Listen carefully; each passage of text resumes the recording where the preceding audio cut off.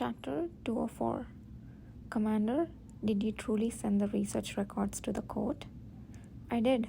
The judges should see the evidence, shouldn't they? Although they won't get the results that the first prince expected. Kishir replied, chuckling as if it were the most natural thing in the world. As expected. He knew it. He had speculated that the reason Kishir, who said he wouldn't hand over the records to Ashes, openly threw him a bone was that he'd already tampered with them. Did you omit some parts before sending them? Or maybe I did that, but well, I paid attention to some other areas as well. A meaningful look surfaced on Kishir's face. Yudhir probed further to confirm the details. What other areas are you referring to? I erased some sections, including the observation records of the test subjects who were sacrificed, and replaced them with the false information to ensure that those who saw the records wouldn't entertain useless thoughts. I left room for Beltrail's delusions, thinking they might somehow be useful. Beltrail had not obtained the results he initially desired through his research, yet the detailed records left behind from the experimentation on the Awakeners had too much potential for misuse. Hence, Kishir explained, he had not hesitated to remove that part. If they accept that the research was in vain, nothing will happen. But if they cannot and get greedy, they will experience something rather unpleasant. And while I have taken care of this and that, we don't know how things will turn out. So, I plan to observe the situation. In his previous life, there had been no trial revealing the dishonors of the Apeto family, and Lenore's records had disappeared without ever coming to light after he became a duke. But this time was different. The future was unpredictable, with no idea what changes the trial would bring. However, seeing Kishir's secretive smile, Yudhir wasn't worried about what might come next. If the first prince accepts his uncle's failure and looks for a different answer, the same thing won't happen again. But who knows? Many people can't let go of their desires, even when they discover that the path they have found is a bloody, worthless one. Yudhir recalled Ashes, who was delighted at the thought of getting Beltrail's records. Perhaps he would walk the same path as Beltrail and Lenore, even after witnessing their failures. And if nothing changes, he will die soon. Ashes might be thrilled now at the prospect of getting Beltrail's records, but it might be unfortunate. But Yudhir didn't feel sorry for him. I must say, going through and filtering all those rubbish writings was quite a difficult task, even for me who can read and memorize dozens of books overnight. It felt like my mind was getting polluted. Whether he intended to change the subject or not, Kishir steered the conversation elsewhere. Yudhir pulled his thoughts away from the dark future awaiting Ashes and looked at Kishir. The Awakeners who will live in the future should be thankful to you, Commander. It was a thoughtless response, but for some reason, Kishir blinked in surprise a few times before breaking into laughter. If you say that, it makes me feel embarrassed for having been so petulant. I just did what I should have done. There is no grand significance to it. I didn't mean any grand significance either. I was just stating the facts. The laughter on Kishir's face, which had been looking up at Yudhir from the couch, suddenly vanished.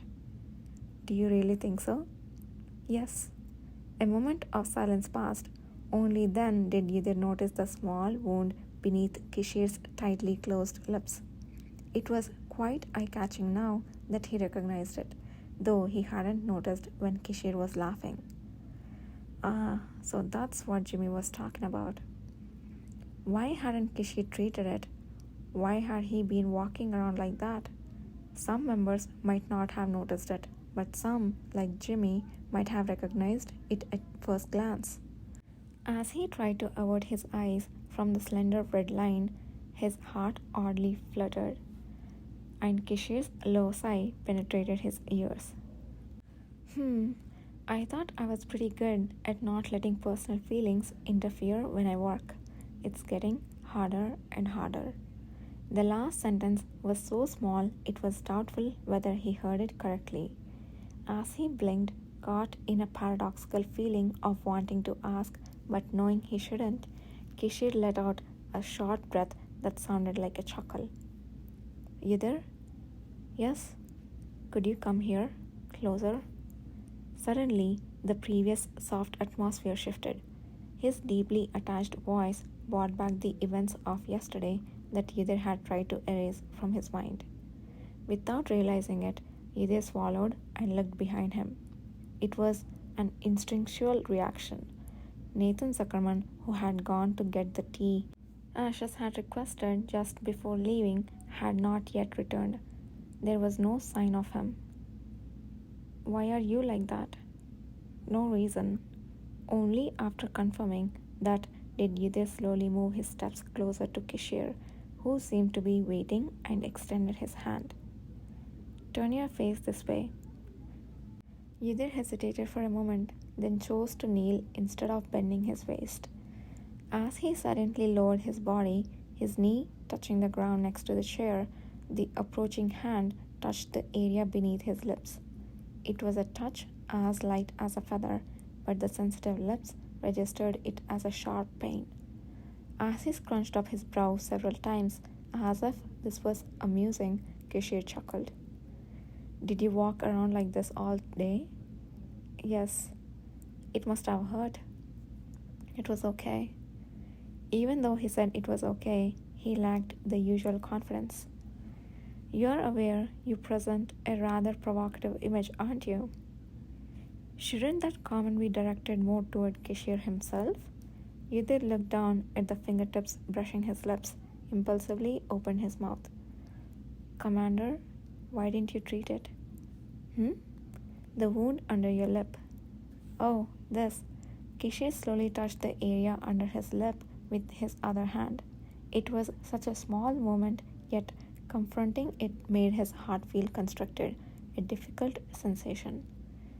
Of course, to remember. His heated gaze stayed directly at Yidhir. To remember what? Yesterday's moment. Suddenly, the inside of Yidhir's lips touched by Kishir's hand felt searing hot, as if it had been touched by a flame. His throat burned sharply, as if he had swallowed hot sand, too astonished to react. The sudden thirst startled him.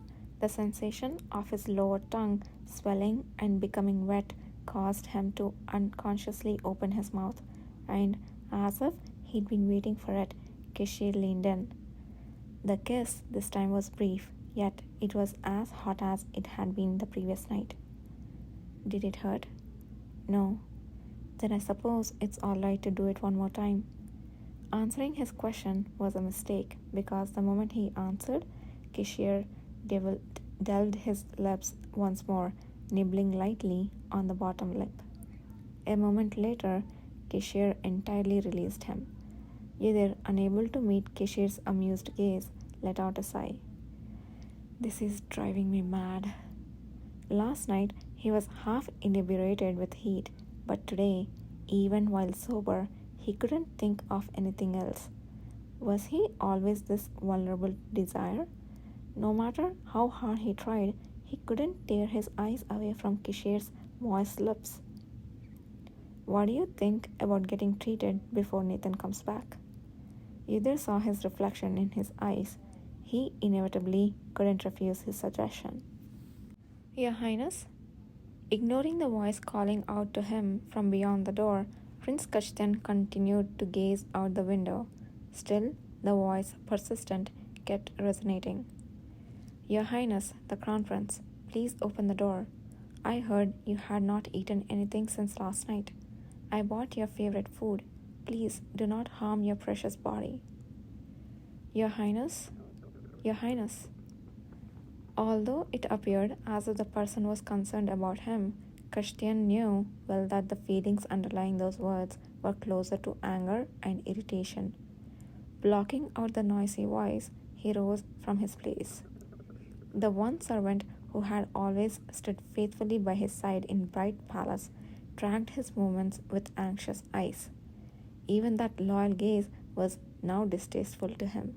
In fact, nothing was to his liking at this moment. Your Highness, it's been several hours.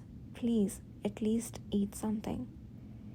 If you don't want to be kicked out, you will keep your mouth shut. Kashtian walked past the bowing servant and approached the large, beautiful mirror made to reflect one's entire figure. Everything in Bright Palace seemed old and ordinary except for this mirror, which stood out as a new object. It was the only item he had bought when he first moved to the palace after becoming the crown prince. Kashtian stared at his reflection. Brilliant gold hair fitting for the imperial palace, a face as beautiful as a flower, thin limbs of a boy not yet fully grown. There was not a single aspect that wasn't radiant, except for his eyes, captured by a cold fury. Do you know who gave me this mirror? It was. I heard it was His Highness Duke Diarca. Yes. Christian's lips curled into a derisive smile, reflecting in the mirror. He sent me this, telling me to reflect on my status every day. Excuse me? The servant trembled and questioned, but Kashtian didn't reply.